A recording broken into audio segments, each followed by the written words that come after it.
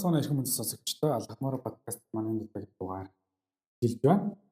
За юуны дөрөнд бас өнөөдөр бидний эрхэм хүндтэй зочин өргөдөр оролцсон байгаа. Сайн байна уу?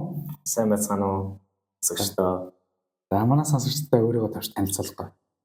За намайг Privilege Jams гэдэг Монголын хөгжлийн холбооны гишүүн хуульч өмгөөлөгч юм хүн байна. За баярлалаа. За өнөөдөр бид нэр бол гэрээ байгуулахад толгомддог зарим нэгэн асуудлууд гэдэг сэдвээр бол өнөөдөр подкаст явагдана. Тэгэхээр хамгийн ихний асуулт юуны дөрөнд ер нь гэрээний талаар тодорхой ерөнхий ойлголт өгч байна. За баярлалаа. Гэрээ гэхээр хүмүүс айгүй өөрсдөөсөө хол юм шиг бодоод жишээлбэл одоо юу гэдэг нь тий өндөр үнийн дүнтэй гэрээ байгуулах. За мөн дээр нь энгийн хүмүүс юу гэж ойлгоод байх гэрээ хамгийн түрүүнд натратаар батлуулаад ингээд бодчих юм байна. Эсвэл амаар ингээд бид нараас орчих. гэдэг байдлаар хүмүүсийн дунд нэг иймэрхүү төгөөмөл ойлголт. Ерөнхийдөө юу вэ гэхээр нөгөө ямар ч байсан гэрээний харилцаанд ороод гэрээ байгуулад ингээ явна гэдэг өөрсдөөсөө юм хол юм шиг ингэж ойлгоод нэг хамааралгүйгээ за ингээд тогтцсон амьдрал дээр ингээд тэр асуудлаа заавал ингээд сүртэй биш энгийнээр бид нар ингээ явцдаг байх ойлголттой. За гэвч яг үүндээ гэрээ гэдэг бол яг өдөр тутам чи бидний бүгднийг гэрээ байгуулах гэрээний харилцаанд оролцоо. Энэ үйл явдал болж жишээлбэл чи бид хоёр байлаа гэхэд орондоо мөнгө зээл. Тэн дээр хүү тохирлоо. Зээлийн гэрээний хүү юу гэдэг нь сарын 4% хүүтэй зээлж байна. Хүү тохирлоо. Энэ бол зээлийн гэрээний харилцаа үүсэж. Практик төр хүмүүс яадаг вэ? За хоёлаа найз нөхдөд чинь. Би чамд итгээ зүгээр шилжүүлчих юм гэж юм. Тэг хүү үгүй шүү. А дээр нь яг энэ байдлаараа ингээ яваад бизнесийн хамтрагч ч юм уу тий. Жишээлбэл 20 сая төгрөгтэй хүн байлаа гэхэд за банкнд хадгалуулахаар хүү арай бага байна. Хөөж арай илүү авчи, өөр хин нэгэнд ингээ зээлчих, дөрвөө авчи. Ингээд мөнгө адил зээлхтэй. За ингээ зээлж байгаа юм чинь энэ хүнд итгээд гэрээ байгуулна гэхээр итгэхгүй болохоор нөгөө хүн дээр гэрээ байгуулж байгаа. Мэтэр энэ хүмүүс ойлгоод. За онцгой болчихлоо даа гэж бодоод байгаа юм дээ. Гэрээ байгуулах зүгээр ингээд итгэлтэй байгуулт гэж бодож шүү дээ. Итгэлцлэр байгуулчихна. Өөрөөр хэлбэл гэрээ байгуулъя гэхээр нөгөө хүндээ итгэхгүй байгаа болохоор би гэрээ байгуулъя гэж хэлчихэж байгаа юм шиг. Тийм өөртөө тийм мэдрэмж авна. Ер нь яг хүмүүсийн яриа ингээд сонсоод байгаа. Зөв зөвлөгөө авч яаж байгаа юм бэ? Наача айгүй сонирхолтой гаргалгаа юм дээ. Тэгэхээр би юу гэж хэлэх гээд байна вэ? Гэрээ гэдэг зүйл бол ингээд айгүй хол тий. Заавал ингээд бизнесмен хүн өдөр тутамдаа ингээд бизнес эрхлэлтэй мөнгө төгрөгтэй байн харьцдаг тэр хүн гэрээ байгуулдаг биш. Бид нар өдөр тутамдаа юм гэрээний харилцаанд орж гэрээ байгуулж байна. Тэгэхээр зээлийн гэрээний сайнны хөдөлмөрийн гэрээ бай. Ажилд орохдоо юу хийх юм? Сарын эдэн төрний цалинтай авах юм. Хаана ажиллах юм? Зэн амрах юм. Энэ миний бичгээр байгуулсан гэрээгээр ингээд байгуулах хэрэгтэй. Гэтэл одоо ингээд практик дээр бичгээр гэрээ байгуулах. Ингээд сүлд цалингаа авахгүй. Орон байр түрээсэлдэг нэгэндээ ингээд итгэждэг. Иймэрхүү байдлаар бид нар энэ нэмийг өөрсдөөсөө нэг алхмын цаана байна гэж ойлгоо. Гэтэл энэ бол нэг алхмын цаана биш яг юм ойрхон. Энгийн зөв. Маш ойлгомжтой сайхан тайлбарлалаа. Бас ихэнх хүмүүс бас байдаг. Юу хэмдэ Монгол хүмүүс гэхүү үндэсний онцлог дээр байгаад байна уу? Мэдгүй. Яалчгүй тийм мэдрэмж авч ирсэн. Хүнтэй ингээд гэрээ байгуулъя, яг цаасан гэрээ байгуулах гэхээр би нэг амир албаны олчих гээд байгаа юм шиг тийм. Аль эсвэл нэг тийм сонин хүн чанаргүй зан гаргаад байгаа юм шиг. Энэ болохоор эцэст бид нэр энэ гэрээний харилцаа юм контракт үсэх соёл биднэрт тогтоогүй байна гэдэг зүйлийг л харж ин л да тийм. Гэрээ байгуулахаар ингээд бишчих гэдэг одоо итгэхгүй байгаа юм шиг тийм. Яг тийм айц аль гэрээний халууд яг ингэдэг. Дараагийн асуулт ер нь гэрээ байгуулахад хүмүүс хамгийн их орхитуулдаг. Гэхдээ зайлшгүй анхаарах шаардлагатай зүйлс ер нь юу байдаг вэ? За гэрээ байгуулахад орхитуулдаг зүйлүүд одоо юу гэхээр яг за орхитуулдаг зүйл гэх юм бол тухайн хүн одоо гэрээний нэг тал нөгөө талтайгаа яг ямар гэрээ байгуулж байгаа вэ? Тийм бүрэн сайн ойлгоогүй. Өөрөөр хэлбэл орон сууц худалдаа авах гэрээ байгуулж байгаа бол хууль зааснаар тухайн гэрээ өөрөө за ямар ч сан бичгээр орон сууц захиалгын гэрээний бичгээр байгуулж байна. Өлөдлөх бүрэн худалдаа авах их шилжүүлэхтэй холбоотой, хөгжлийг шилжүүлэхтэй холбоотой бол дотор гэрчлүүлнэ. Хуулийн шаардлага. Тэгэхээр яг өөрөө ямар төрлийн гэрээ байгуулж байна гэдэг тэр ойлголтоо ямар эрх зүйн яг ийм харилцаанд орж байна. Энэ маань иргэд надаа сөрөг ямар үр дагавар гаргах болоо гэдэг дөрүн сайн ойлгохгүйгээр зөвхөн нөгөө тал өөрт нь аюу ашигтай санагдчихлээ. Жилийн 20%, 40% өгөөч. Эсвэл чи манайд ингээд ажилбар аюу өндөр цалин. Эсвэл чи аюу бага турист төлн чи энд ингээд орцгоо гэрээ байгуулчихаа. Эсвэл хуулиа ингээд тохирч гэдэг байдлаар ингээд за хүмүүс шууд тохироо. Уг нь бол яг ч гэхээр нэгдүгээр тухайн гэрээ маань яг ямар гэрээ вэ гэдгийг өөрөө сайн ойлгох хэрэгтэй. Нөгөө байгуулж байгаа хүнээс асуух хэрэгтэй. За нотариат дээр очиод асууж болно шүү дээ. Ийм гэрээ нотариат батлах уу? Энэ ямар учиртай ойлгох хэрэгтэй. Дээр нь хуульч өмгөөлөгч хүмүүсээс анх шатны зөвлөгөөг үлдээгээд 10-20 минутанд асууж шүү дээ. Ийм мөнгө зээлэх. Хазаа хөдөлж байгаа. Эсвэл машинаа ингэ зарах гэж байгаа. Гэтэ нөхцөл нэг юм байна. Ингэ жоохон төвхтэй энэ юм байж болов гэдэг байна. Тэгэхээр нэгдүгээрт ямар гэрээ байгуулж байгааг ойлгохгүй орхитуулж. Хоёрдугаар тухайн гэрээтэй холбоотой мэргэжлийн дэмжлэг шаардлагатай хэн нэг асуух ойлгох тэр юм орхитуулаад. Орхитуулдаг юмны хувьд бол энэ юм бол одоо яг ингээд за яг байгууллагууд бол дотооддоо хуульчтай байгаа. За энгийн хүмүүс ингэ гэрээ байгуулахдаа яг хуульч өмгөөлөгчийн зөвлөгөө гэхээр нэг өөрөөс нь аягүй хол юм шиг л сандаг юм шиг байна. Аль эсвэл тэрийг авахд төлбөртэй үнээр үйлчлүүлэх ч юм уу те нэг юм алс зүйл шиг ингээд санагдаад байна л да. Ер нь энэ тал дээр хуульч өмгөөлөгчийн мэргэжлийн хүний зөвлөгөө авахд ер нь ямар үе шаттай юм уу те байдаг вэ? Ингээд тусалцааг хаанаас авдаг вэ ер нь? За мэдээж одоо Монголын яг хуульчтай холбоонд хуульчийн мэргэжлийн үйл ажиллагаа ажиллаж байгаа хуульч болон одоо тийм эсвэл заавал хуульчихгүйгээр тухайн яг энэ гэрээний харилцаанд оролцдог туршлагатай гэж хүмүүсээс анх шатны ойлголт авч болно. Тухайн гэрээ ингээд одоо үнэхээр ойлгохгүй эргэлзээтэй байгаа тийм.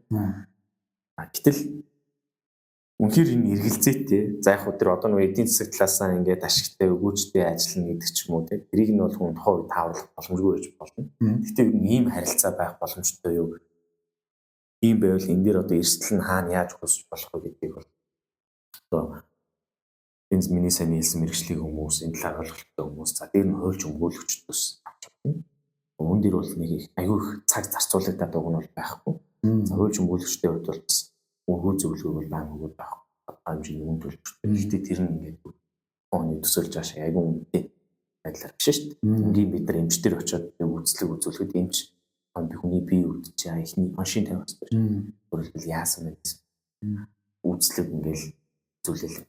Яг тэрнтэй адилхан одоо үе шатны хувьд эсвэл өөрт ойрхон тухайн юм мэдж байгаа гэдгээс асууж бол бүр болохгүй мэргэжлийн хуульчаас зөвлөгөө, тусламж, дэмжлэг аваад ингээ ойлгочих юм бол тухайн асуудал маань яах вэ? Хаана эрсдэл авах вэ? Би юун дээр анхаарах вэ? Ерөн зөв юм оруулж яг зүйтэй тийм зөв юм хөнгөө оруулж ийн эсвэл зөв хүнд мөнгөө хүнийг нь асуудлыг мэдгүй яг ингээд энэ зээлийн харилцаа бодтой юу? Би хүү авч чадах уу? Чир байгуулаагүй гэх юм бүр шаардлагатай Монголс нэрний. Ер нь бол ChatGPT гарахаас өмнө бол яадаг байсан юм. Хүмүүс нэг өөрсдөө уншаад судалаад интернетээс боддог байсан юм шиг байна. Одоо л ингээд ChatGPT гараад хүмүүс наад захын нэг хуулийн ингээд зүйлсийг цуглуулад яас хийж чад нэг түүнийхээ зохицуулчин гэж боддог. Миний харж байгаагаар бол мэргэжлийн хүн бол мэргэжлийн хүн гэдэг. Яалтчгүй 4-6 жил тэр мэргэжлийг эзэмшээд тэрний ард гарч байгаа тэр зорилтуудыг даваад тэр мэргэжлэлнээр ажиллаж байгаа юм бол арай өөр байх, арай өөр ажиллах, өөр сэтгэх гэж боддог байсан. Тэр манайхан болохоор яг нэг хэдэн төгрөгийн яг наан цаан тий гэрээний зөвлөгөө авахд бол нэг хайхтар өндөр тусахгүй шүү дээ яг үнэндээ тий. Гэхдээ яг ChatGPT гэсэн чи одоо яг тийм ChatGPT-гээс бас асууж болно. Гэхдээ ChatGPT чинь бол яг AI-аар хийж байгаа. Боловсруулаад тийм л байна. Саяхан надаас нэг хүн ирж зөвлөгөө авсан. Барилгатай холбоотой нэг юм авсан. Ерөнхийдөө бол ChatGPT-гээс ингээ асуулаа. Одоо яг хөлчөөс асууж байгаа юм шиг асуулаа. Тэгсэн өөрөө тухайн хүн маань нэг зөвшөөрөл баримтж өгсөн. Болно гэж ChatGPT. Тэгээд нөгөө харьяа эрхүүхийн төрийн байгууллагаар очиод болно гэд ингээд хэлсэн чинь яг нөгөө хуулийн залтын ChatGPT өөрөө яг тодорхойлж хэлэхгүй. Тэгээд тухайн надад өсөж ийн юу вэ гэхээр би бол ер нь болно гэдгийг мэдээд байна. Үлчээ. Надад болно ингээд залтыг олоод өгч. Хуулийн зүйл залтыг олоод өгч гэд ингээд ярьжсэн. Тэр яг ChatGPT ийм одоо юу гэдэг үндсэндээ бол яг ChatGPT нэгтгэсэн байгаа ч гэсэн бас интернетийн мэдээллээс бол өөрийн гэсэн ойлголтуудыг бас авч бол жишээлбэл манай legal info гэдэг сайт ба шүү дээ. Энэ дэрийг аль бисны хууль бүрэн журмууд байна. Тэр энийг бас судлаад ингээд болох. ChatGPT-ээс тэгтээ бас тусалцаа ингээд. Тэр бол яг нөгөө хуулийн зөв юм гэж аахгүй шүү дээ. Манай AI юм шиг гаалтаа. Тийм их эрсдэл. Тэндээ нэг санал нэг байна л да. Яг мэрэгжил гэдэг зүйлийг эзэмшиж байгаа хүмүүст бас итгэдэг л да. Би өөрөө ч ихэд ер нь нийгэм суурьтай. Тэгээд ChatGPT-ээс заримдаа яг нийгэм түүхэн суурьтай зүйлүүдийг асуухад бол ер нь бас ингээд хариулна гэхдээ яг бүр тийм хол зөрдөг байхгүй. Ерөнхий гэх юм уу аль эсвэл их тойм гаргаж ирнэ. Тэрнээс яшаа бол бас бидний яалчгүй мэрэгжлийн хандах хэрэгтэй байхаа гэдэг зүйлээр энэ асуултыг сонирхож асуусаа. Дараагийн асуулт ер нь гэрээний нөхцөл заалтыг ойлгохгүй гарын үсэг зурчих юм бол тохоонд ер нь ямар эрсдэл дагуулдаг вэ? Мэдээж одоо ингээд нөгөө гэрээгээр хүлээсэн үүргээ хоёр тал бол харилцсан билүүлнэ. Гэрийн дээр гарын үсэг зурж байгаа гэдэг чинь сайн дур үндсэн дээр бол энийг зөвшөөрж байгаа. Ямар ч төрлийн гэрээ байсан. Гэхдээ яг хуульд заасан байна. Хүчин төгөлдөр бос болох нөхцлүүд бас байна. Жишээлбэл одоо зөвхөн өөрөө одоо гэрээ цуцлах хэрэгтэй байгаа тийм. Нөгөө тал бол гэрээ цуцлахгүй. Ягуулах ийм давуу заалтууд гэрийн торсон байна. Хуулиараа өөрөө энэ хүчин төгөлдөр тэгтээ яг хэр нөгөө шаардлага гаргаад тэгээд байгуулах шийдвэрлэсэн. Ер нь яг тэр гэрээний нөхцөл яг ямар нөхцөл байна уу? Энэ гэрээ маань яг одоо хуцаанд хийцээ байна. Жишээлбэл орон сууц захиалгын гэрээн дээр ингээ үйл хөдлөх хөрөнгө хизээ ашиглалтанд тэр орон сууцны хооронд ашиглалтанд. Ингээд хуцаанд ашиглалтанд бол алтангийн зохицуулалт байна уу? Алтангийн зохицуулалт байхгүй. Энэ тохиолдолд яг тэр орон сууц ингээд хуцаанаас жилийн дараа орчлоо гэж. Жил нөгөө хүн хүлээчих чинь нөгөө барилгын компани хуцаанд өөргөө хүсдэггүй. Үүнээс үүдээд уг нь бол алтан шаардах хэрэгтэй байхаар тэр зохицуулалтыг гэрээнд бол тохирч болно. Гэхдээ нөгөө уншихгүйгээр мэдэхгүйгээр өөрийнхөө их хөлс ашиг сонирхлыг хамгаалсан салбарлахгүйгээр уншихгүйгээр мэдгүйгээр гэрээнд дээр гар үсэг зурчих юм бол үр дагавар нь юусоо за одоо ингээд жил хүлээлээ тухайн өнгөөрөө охироо жил 2 жил өөр бүрээс байранд ашиглалтанд оруулах шүү. Ер нь яг ингээд орохгүй ч юм уу энэ эрсдэлтэй тохиолдол ялангуяа нөгөө барилгын төслийг эрчилж байгаа компаниуд зарим компаниуд бол асуудалтай. Цаанаасаа гэрээгээ тулгцсан энэ гэрээн дээр л гар үсэг зур. Тэр гэрээний залтанд нийтлийн их ашиг хэтэрхий хамгаалсан залтанд тиймэрхүү. Тэгэхээр ер нь гэрээг ингээд нөө уншихгүй завгүй байсан учраас яараа сандраа зурцсан юм аа. Мэдээж энэний үр дагавар эрсдэл нь бол тоонд үр хэдэн зуун тохиолдолтой. Тийм юм. Тийм л асуухгүй. Ер нь бол гэрээг бас унших нь уншдаг байх. Гэхдээ зарим хүмүүс гэрээг уншаад бас сайн ойлгохгүй юм шүү. Тэр яг гэрээний хувьд бол аль нэг талын одоо давуу байдал гэж та түрүүнд ярьж байна тийм. Давуу байдлыг бол гэрээнд бол тусгаж өгөөд идэх гэж. Тэгээ үүнийг ер нь бол давуу байдал нөгөө тал одоо би өөр гэрээ байгуулах гэж байгаа нөгөө тал нь илүү давуу талтай байх юм бол энэ тохиолдолд би гарын үсэг зурхгүй байх ёстой. Аль эсвэл энийг бас тодорхой хэмжээний хуульч өмгөөлөгчдөд хандчиж энэ асуудлыг шийдвэрлэх ёстой юу? Яг энэ бол нөгөө хилцлийн хоёр талын хилцлийн юм хэл. Жишээлбэл яг гарын үсэг зурхгүй одоо жишээлбэл яг яалтчгүй танд ингэ таалагдаад энэ байрыг л авал болох юм байна. Үнийн сан юм байна. Тийм байршлууны явж зүйл би одоо энийг л яг нөгөө гэрээг ингэ уншаад үзсэн чинь нөгөө яг хуцаандаа ингээд авахгүй болт юм уу? Ингээд залт байхгүй хөлбөө яаж болох нь таагүй.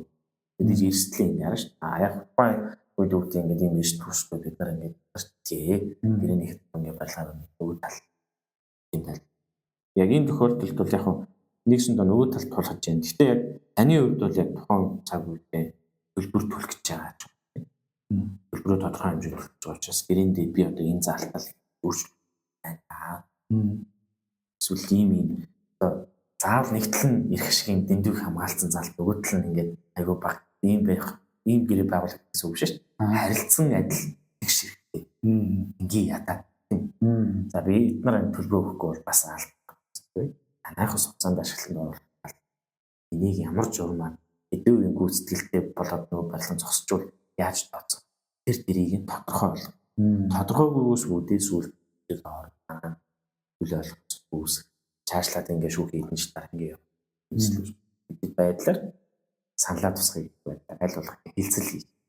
Тэгхгүйгээр шууд ингээ за энэ гэрээнд өөрчлөлт оруулах юм нөгөө тал үгүй болоо за тэгвэл болж ирчихсэн. Тэгэж нөгөө өөрт нь уг нь тэрийг яг ямар штэ. Тэр бариг ламар тэр гэрээн дээр зурмаар. Тэгэхээр яг энэ талаас яг мэргэжлийн хуульчтай хандаад ч юм уу те эсвэл тухайн компани хүмүүст ингээ ойлгоцсон. Тэгээ энэ маань тэгэл миний яг түрүүний нөгөө үндсэн эхлэлтэй ярьдаг. Ямар гэрээний харилцаанд орж яана вэ гэсэн. Тэрийгээ сайн болгох. Энэ дэр юунаас нэг тодорхой ойлголт авчлаа. Одоо манай подкастын зүгээс нэг чөлөөт асуулт асуудیں۔ Тэгээд таны ойрын үеийн сонь сайхан юу байна? Ойрын үеийн нууц тушаал зорилго төлөвлөгөө юу байна? Ялаараа хуваалцаач. За ойрын үеийн сонь сайхан ерөнхийдөө нам хүн байна.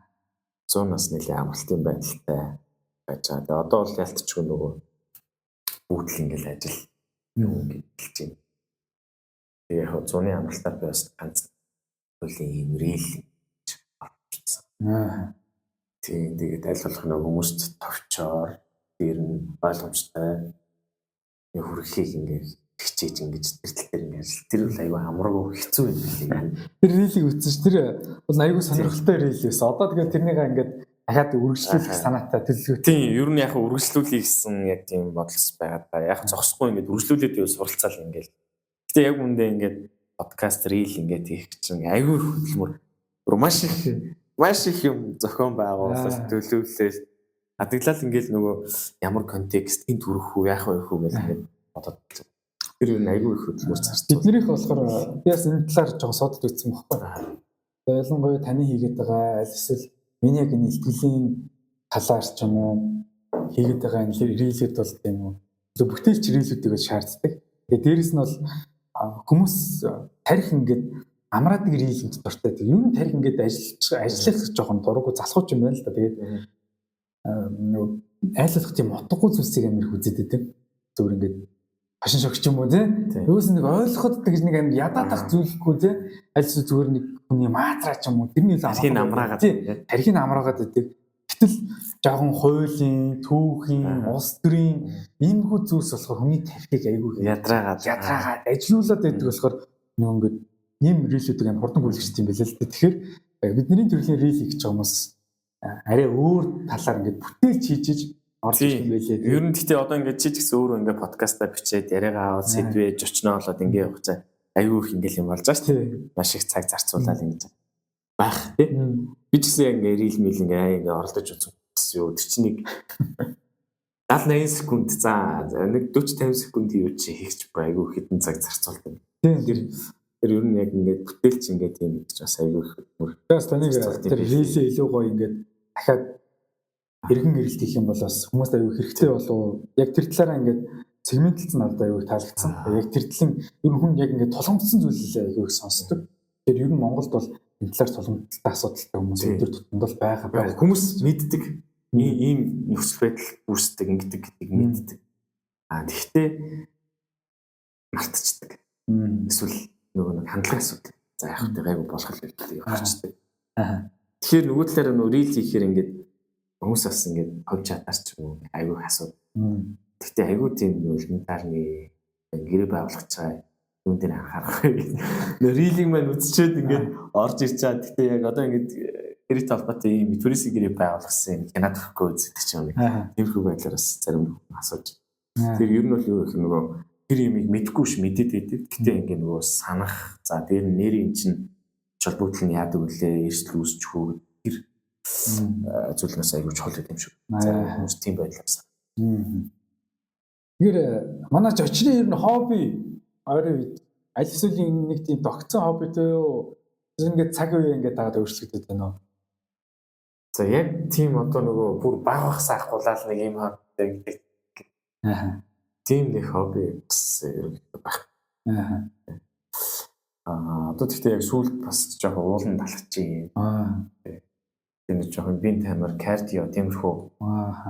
Юмд ер нь жоох бэлтчих нөгөө бидний мэрэгжлийн онцлогч нь тийм нөгөө тархиа авах хэрэгтэй.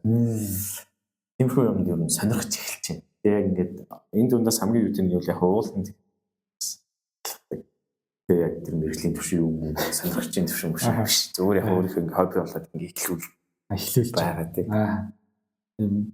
Би ч гэсэн одоо сүүлийн үед бол ингээ real content podcast тал одоо ингээ баг амьдралаа олбож байна даа. Тэгээ шинээр бас гарч ирж байгаа хобби.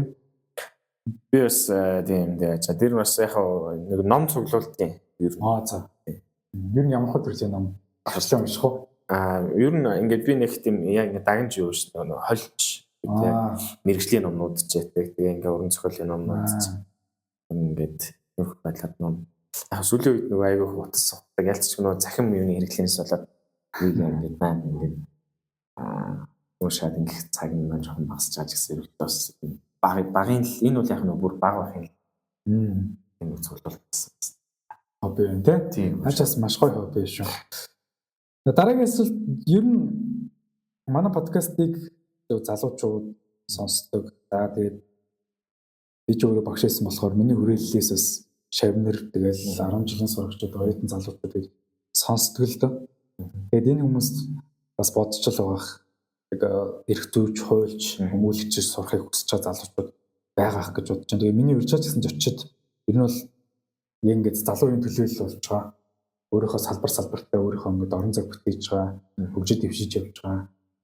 Манлайлалыг үзүүлж байгаа энэ залуучуудыг л урьж оролцуулаад байгаа.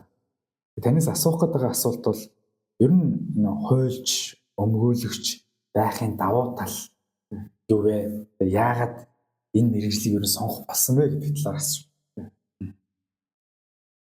Яг давуу тал гэхээс илүүтэй би ер нь энэ мэргэжлийг одоо яг эрх зүйч мэргэжлийг бол өмөөсөө хууль 5 жил ингээд мэдээж яг давуу тал гэвэл олон.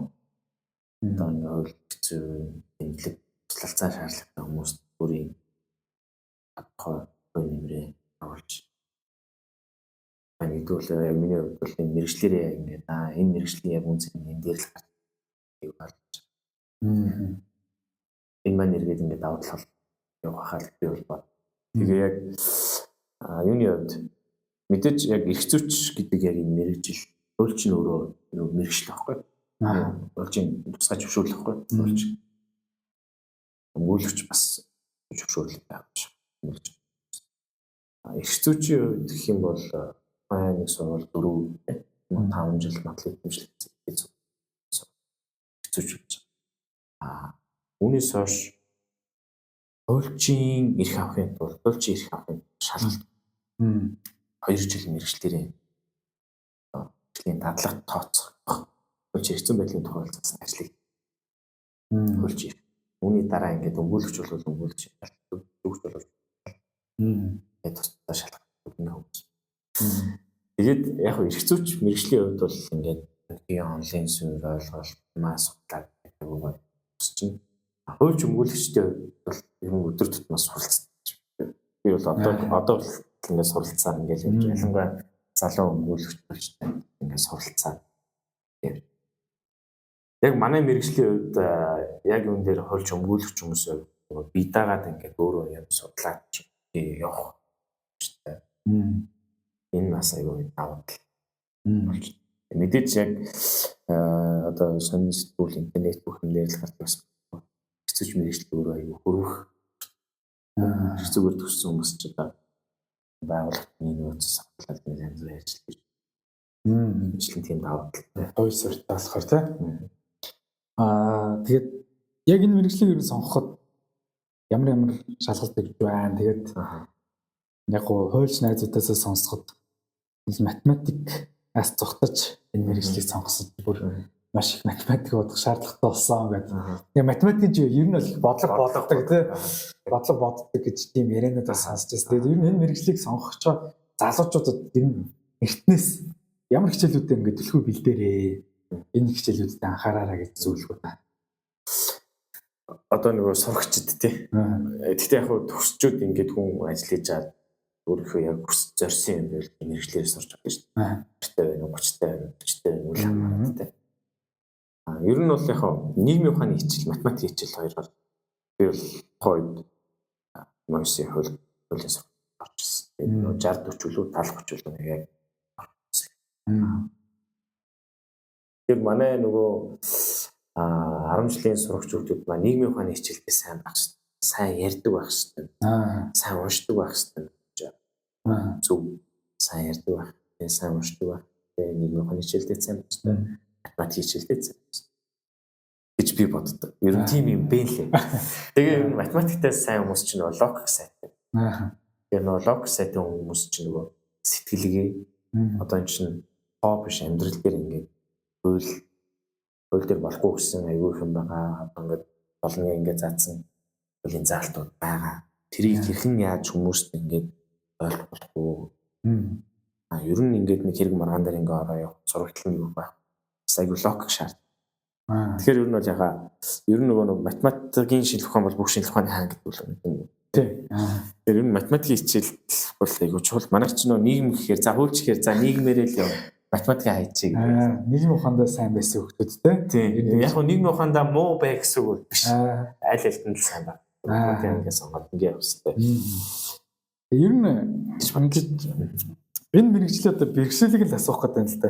Би өөрөө бас яг энэ боловсролын чиглэлийн хүн болохоор шууд хэлчихдэг л дээ. Ер нь та ингээ хүүхдэд хайргүй. Хүүхд харахаар дургуйж үрээдгүй энэ мэргэжлэг бити зөвлөөрэй. Тэгэж хүүхдийн амьдрал ингэж баллаж нэг хүүхдийг доромжилж хараад өрөөж байгаа зүгээр маркетинг ч юм уу хөдөлთა үйлдвэрлэж юм те арай ер нь яг хүүхдээс хоол ингээд мэргэжлийг сонгоор гэж шууд ер нь бол өөрийнхөө салбарын хүмүүс шударгал хэлцдэг. Манай салбар чи яалчгүй хүүхдүүдтэй харьцдаг болохоор энэ хамгийн том одоо бас тийм сөөрөөр чадвар байхгүй юу? Хүүхдтэй зүгээр хүүхдийг хайрлах гэдэг. Тэг үүнтэй адилхан хуульч өмгөөлөгч болох гэж байгаа энэ мэргэжлийг эрхцүүлж болох гэж энэ мэргэжлийг сонгох гэж байгаа хүмүүс ямар бэрхшээлүүд толгардаг вэ гэж та бодож байна. Бэрхшээл за хуульч өмгөөлөгчийн хувьд бол ер нь бол хамгийн нэг нэмээс ажлын стресс яа тэр юм чи нөгөө нийгмийн ухааны чиглэлийн мэргэжлийг тэр бол одоо өдөр тутам хүн хүнтэй харьцдаг ажил. Тэр нөгөө хүн хүнтэй харилцах хамгийн зан ааш шиг олох тийм үү. Энэ баян энийгээ тарцаад байна. Хүлээцтэй зан тийм үү. Зарим хүмүүс уурлан, бухимдан, сэтгэл зүйн байдал нь бүр ингээд одоо нөгөө нэг юм суулж өмгөөлөгч нар чинь суулж байгаа нөгөө сэтгэл зүйчийн ажлыг бас тахах байдаг. Аюу хэцүү. Ингээд өөрт нь ингээд зөндөө хэцүү зүйл ингээд болцсон. Тэрийгээ ингээд бас ингээд ярьж ойлгуулах зайлшгүй шаардлагатай байгаа байхгүй. Тэгэхээр мэдээж нөхцөлүүлэгч ямаас сайн сонсдог. Нөхцөлүүд яг ийм болсон юм байна. Ямаас сайн ойлгож ижиж хооны нэр хашгийг хамгаалах. Тийм үйл заасны дагуу энэ арга хэлбэр ингэж ажиллана шүү. Тэр аюу сэтгэл зүйч дээр нь аюу сайн сонсдог. Яг хаа бэрхшээлийн хувьд бол ер нь л бол нийтлэг байдлаар хүмүүс ажлын стресс бэрхшээл бол тэгээ таны яг түрүү хэлсний дагуу нөгөө хуулийн мэргэжлийг анзаардаг л да. Практикт ингээд ажиллаад ингээд явж байгаа. Зарим хүмүүс бол ажил аюу дургуй байж тэгээ бол тэр нь юу гэдэг өдөр болгон дургуй биш зарим үеийн хүмүүс сэтгэл зүйн байдал өдөр байдал энэ шалтгаалтай байхыг ч бас үгүйсэх. Гэтэ ер нь яг ингээд шууд дурлаад ажиллаад ингээд эрдмийн ажил хийгээд ингээд манай яг хуульч эрхцүүч энэ мэргэжил чи өөр өдрөө ингээд олон юм үт салбар одоо эрүү иргэн захиргаа салбар ингээд явж. Тэр яг тэр тэндээ өөр өөрсдийн гэсэн юм онцлогтой. Ерөнхийдөө яг төрийн байгууллагын үйл ажиллагаа хэлээр илүү мэрэгч ажилладаг. Илүү сонирхолтой байя гэж бодож байгаа бол захиргааны эрх зүйч хэлээр оюутан байна. иргэний эрх зүй чиглэлээр хэмэл илүү нөгөө иргэд хоорондын зээл, гэрээ, одоо банктай холбоотой асуудлууд, за мөн дээр нь худалдаа авахтай холбоотой асуудлууд, гэрээний маргаан иргэд хоорондын шийдвэрлэх асуудлууд. За эрүүгийн эрх зүй бол мэдээж нөгөө гэмт хэрэгтэй холбоотой юм биш энэтэй холбоотой ажлууд дээр бол ялангуяа эрүүгийн эрх зүй мөрөлгөж болж өөрөөс нэгсэн юм салбар гэх зүй байна шүү дээ. Таныг мэрэгчлэр ингээд хэлэхэд нэг сонирхолтой зүйл ингээд санаанд орчлоо л да. Тэр мэрэгчлэр нь хэлэхэд нэг юм сонирхолтой баримт гэдэг юм байлаа. Бэмбигийн эффект гэдэг. Тэр нь яадаг вэ гэхээр хүмүүс байгалийн юм харигдмал амьтдыг хөнөөхд айгуу дургүй байдаг гэнэ. Жишээ нь буг, чон, дарслан ч юм уу тий. Гэтэл царай муутай амьтдыг бүр хөнөөх аим сонирхолтой байдаг гэнэ. Бүр наадах ингээ үгүй хийгээч тий. Энэ төрөл зүйлээр яадаг тий. Жишээ нь мэлхий могоо тэгээд зарим нэг царай муутай загас ч юм уу тий. Тэгэхээр энэ зүйлсийг хэлэхдээ бол нөгөө бэмбигийн эффект гэж хэлээд байгаа. За илүү харизмлэг зүйл рүү хүмүүс ингээд тэгдэг. Тэгэхээр яагаад энэ баримтыг хэлж ийнө гэхээр би л хүүхд тахтай хуульчдаг амар харизмлэг мэрэгжил гэж байна. Тэр нь аюу гоё ах ихчнэр тий. Гоё зангаа зүүцсэн тэгэл зургатаар гарч байгаа марч байгаа. Аюу гоё харагддаг. Тийм учраас ер нь зарим хүүхдүүд илүү нэг мэрэгжлийг яг харагдах хийцэнд нь харагдах байдалд нь сонгочод талтай санагдсан. Яг тэгвэл мэрэгжил сонголтын талаар би чинь 5-6 жил сургалт хийсэн болохоор ер нь хүүхдүүд тийм дүрм хувцастай гаднаасаа гоё харагдах мэрэгжлийг доторх тэр нөхцөл байдлыг ингэж судлахгүйгээр шууд сонгочдог юм шиг санагдсан. Тэгээд мэрэгжлийн сул тал, давуу тал гэдгийг л мэрэгжлийн хүмүүсээс нь асуугаад байгаа зүйлний хүүхдүүдийг ямар нэг харагдах үзмж байдлаас нь мэрэгжлийг сонгоосоо гол тэр агуулга тэр зүйлсийг нь ойлгож сонгоосоо ойлголт аваасаа яг мэрэгжлийн хүмүүсээс нь аваасаа гэдэг талаас нь ингэж асуудаг. За буцаагаад хоёул гэрээнийхээ асуултанд оръё. За Монголд ер нь гэрээний маргаан гарахад хамгийн их юм түгээмэл ямар асуудлууд гараад байна вэ? Гэрээний маргаа юунаас болж хамгийн их үүсээд байна? Хүмүүс хамгийн их өгөхөд. Мэдээж тэрүүн ээлжинд юу гэхээр гэрээний нөгөө тал үүрэг. Үүргийн нот зуршлага авч байгаа. Тэр тухайн нөгөө гэрээ байгуулж авах үед нөгөө тал маань яг ямар хүн бэ гэдгийг одоо өөрийн хэлээ судлах хэрэгтэй. Үүнийг одоо хуулийн хүрээнд энэ хүн маань юм байна, тийм байна гэдэг нь шүү дээ. Тэгэж GPT-2 байлаа гэхэд за би нөгөө хүн дээр очиж хуульч нар ч одоо энэ үдэ гэрээ байгуулсан энэ хүүгээр найдвартай хараад ч юм уу тийм. Эсвэл энэ нэрийг сонсоод ярьж байгаа юм сонсоод ингээд эзэн бэлгийн шинжтэй бас тийм зөвлөгөө л авах. Юу боломжтой вэ гэхээр одоо хоёр гэрээ байгуулагдаж байна. Хоёр хэдийн хооронд. Юу ямар одоо нөхцөлтэй ямар гэрээ байгуулах гэдгийг хуульчаар асуух. Одоо ингээд над дээр одоо аюул олон төрлийн гэрээнүүд орж ирж зуучин, агентийн, за дээр нөгөө үйл хөдлөлтөнд хөдөлгөөлөлт авах гэрээ, орон сууц хүслэг. За дээр нь туризм гэдэг ч юм уу тийм ажил үйлс энэ гэрээнүүд ингээ орно.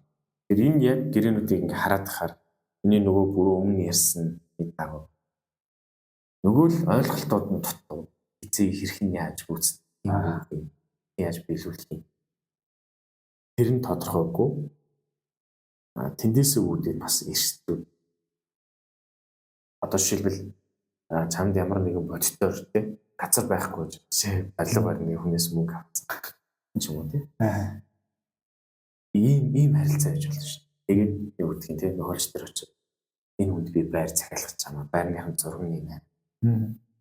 Гэтэл гэрээ байгуулж байгаа гэхлээр энэ хүн чинь тийм барилгын зай компанитай ийм газар гэрчлэлийн компанийн нэр дээр төлбөр тооцоогоо энэ хүн өөрөө авах гэдэг өөр нэгтгэж тав.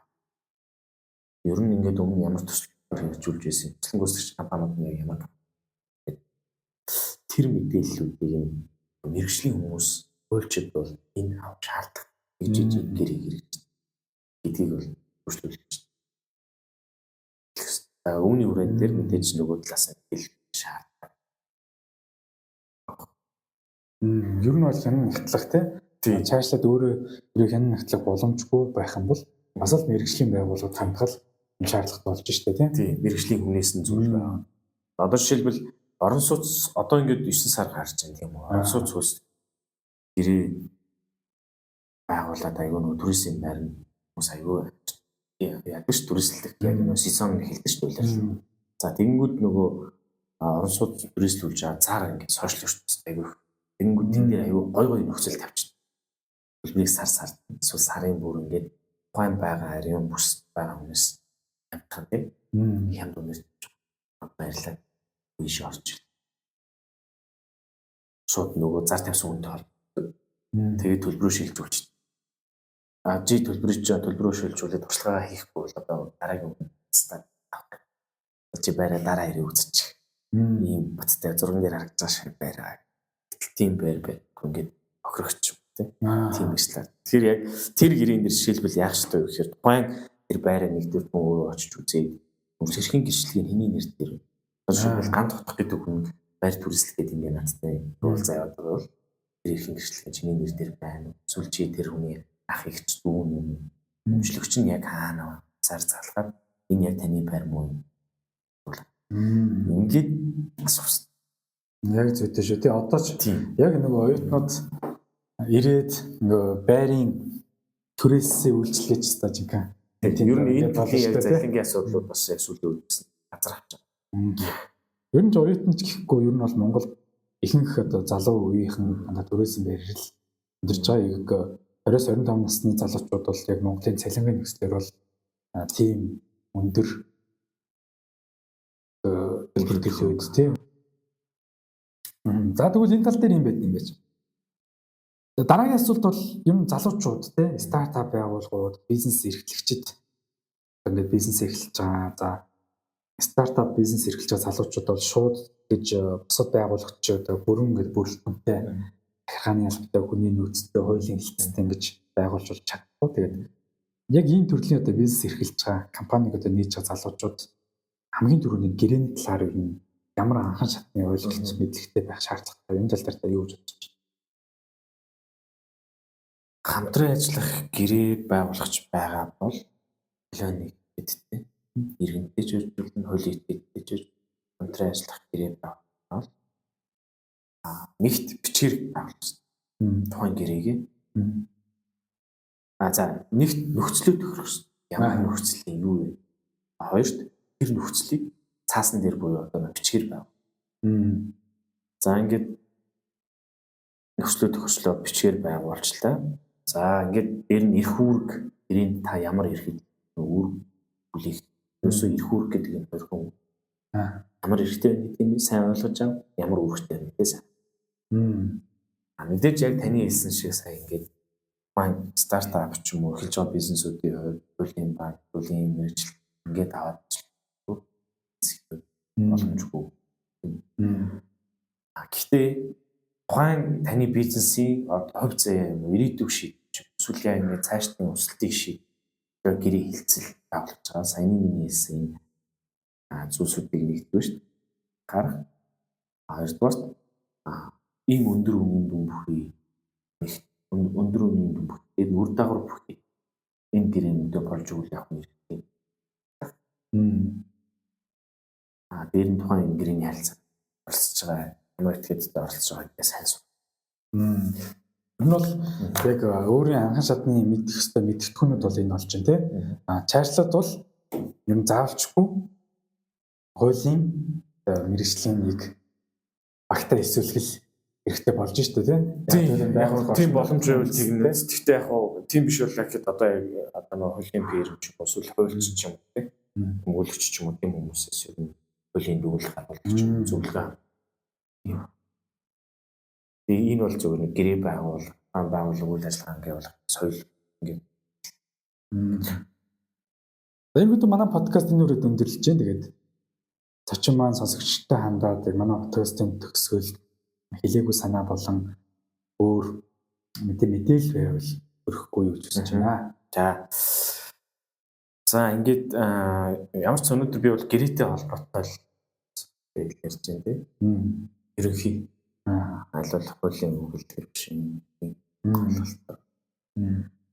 Үндсэндээ гэрээ гэдэг өөрөө амар том сэдв. Тэгээд биднээс холбоош. Тэгмээс сүүлийн үед залуучууд бидний ийм 3-4 гэрээнээс ашиг анхаарах хэрэгтэй. Нэг хөдөлмөрийн гэрээ өөрөө тухайн байгууллагад ажиллаж байгаа. Үнийг яг бүх уншаад Яг зөв. хоёрт бид нөгөө амьдрах яг байр үйл хөдлөхөрн хөдөлтөн авах гэж байгаа бол тэр гэрээн дээр маш сайн анхаарах хэрэгтэй. Үн дээрээ юу гэдэг те өөрөө цаг болон тодорхой хэмжээний хөрөнгө цаг бол мэргэжлийн үнээс зөвлөгөө авах. Ингээд юм худалдаа авах гэж мөн орон байр түрээсэл гэж. Энэ өөрөө хүмүүс залуучууд ч юм уу те зайлшгүй шаардлагатай гэрээн. За мөн үн дээр нэмээд өдөр тутмын мөнгө зээлүүл зааж те эсвэл альва нэг хөрөнгө оруулалт энэ тохиолдлын одоо гэрээнүүдийг зайлшгүй бичгээр батлаад гэрээний нөхцлүүдийг бодсон гэрээний агуулгыг сайн ойлгох энэ асуудлуудыг бол анхаарахгүй бол хожим нь бол эрсдэл үүссэн би бичээр байгуулаагүй маа гэдэг байдлаар эсвэл байгуулсан гэрээнд нэр маань хийхгүй гэж байгаа эсвэл цаанд тодорхой биш байсан юм байна. Одоо яах вэ? Асуудал хөлж мэргэжлийн хүмүүс нөгөө өнгөрсөн борооны хойноос цөөн өнгөрнө гэдэг шиг хөлж өнгөлөгч энэ хүмүүс чинь ид чидтэй биш. Боломж юу вэ? Энэ дээр ингээд ид чид гаргаад бичхүү гэдэг асуудлаараа одоо хүмүүс зарим хүмүүс ханддаг. Гэтэ яг эцсийн дүндээ юу вэ гэхээр яг тухайн гэрээ байгуулагдаж байгаа хүн харилцаа эхэлж байгаа хүн мэргэжлийн энэ ингээд асууж чүүхээр та өндөгцсөн эрх ашиг хамгаалуулах гэж чүүхний хэмжил дарах томлох нэгэн тохиол өөртөө бодлого баримттай шүүхтэр өөрийнхөө эрхийг хамгаалуулах юм боломжтой. Баримтууд бүрдсэн ч юм уу тийм байна. Яг зөвхөн төсөлийн мөчөд таны ярьжсэн бүх санаануудыг маш сайхан тодорхой базаад өглөө. Ерөнхийдөө бол залуучууд маань ч гэсэн энэ подкаст болон албан байгууллагууд гэрээний харилцаанд ордог хүмүүст хэрэгтэй бодлоо гэж бодож байна. Өнөөдөр миний урилгыг хүлээж авсанд баярлалаа. За баярлалаа. Урьж оролцуулсан. За баярлалаа. Ингээд алхамаараа подкастынхаа дараагийн дугаард уулзцгаая. Түр баяртай.